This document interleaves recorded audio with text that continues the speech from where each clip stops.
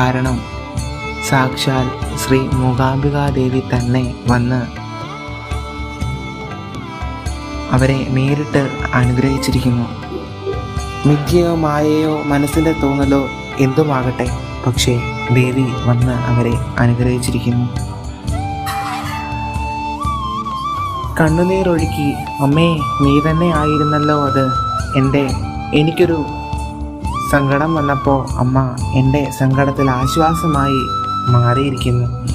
അന്നു മുതൽ അവർ പറഞ്ഞു തുടങ്ങി, മൂകാംബിക അമ്മയെ സത്യമായി വിളിച്ചു കഴിഞ്ഞാൽ അവൾ നേരിട്ട് തന്നെ സാക്ഷ്യം വഹിക്കും.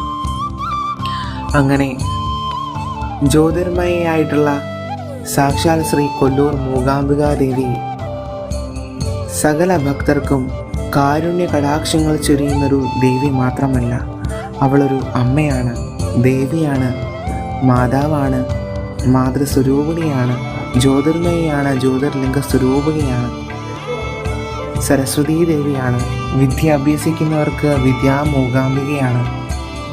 അങ്ങനെയെല്ലാം കാരുണ്യ കടാക്ഷങ്ങൾ ചൊരിയുന്ന മൂകാംബിക ദേവി എല്ലാവരെയും സ്നേഹത്തോടെ കരുണയോടെ കാണട്ടെ എന്ന് ആത്മാർത്ഥമായി ആഗ്രഹിച്ചുകൊണ്ട് എൻ്റെ വാക്കുകൾ ഉപസംഹരിക്കുന്നു.